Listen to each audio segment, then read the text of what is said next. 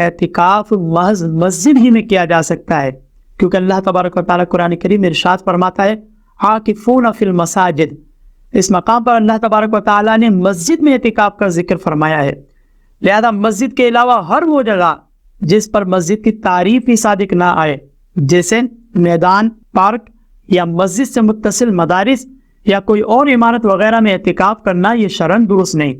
مردوں کے لیے حکم یہ ہے کہ مرد مسجد ہی میں اعتکاف کرے۔ پھر اگر کوئی شخص، کوئی تنظیم، کوئی تحریک، کوئی ادارہ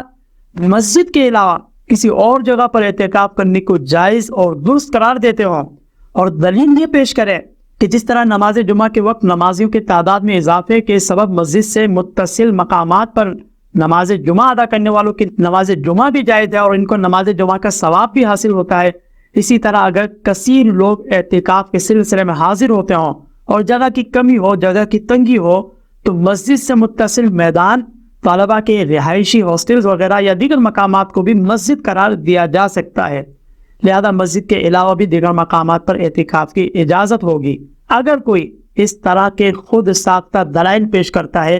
تو اس کی شرعاً کوئی حیثیت نہیں، کیونکہ نماز جمعہ تو فرض ہے جس کا ادا کرنا لازم و ضروری ہے، لیکن اعتکاف کرنا کون سا لازم و ضروری ہے؟ رمضان کے آخری عشرے کا اعتکاف نہ تو فرض ہے نہ ہی واجب، بلکہ یہ تو سنت مؤکدہ ہے، اور اس سنت پر کوئی ایک بھی عمل کرے تو بقیہ افراد تو ویسے ہی اس حکم سے خارج ہو جاتے ہیں۔ اگر اعتکاف نماز جمعہ کی طرح فرض ہوتا یا واجب ہوتا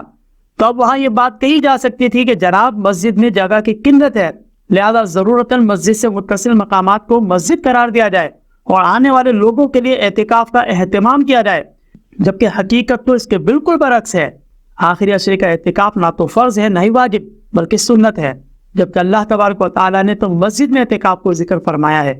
لہذا پھر ہمیں کوئی اختیار نہیں کہ ہم مسجد کے علاوہ دیگر مقامات پر لوگوں کو ٹھہرا کر ان کو معتکفین کی فہرست میں داخل کریں۔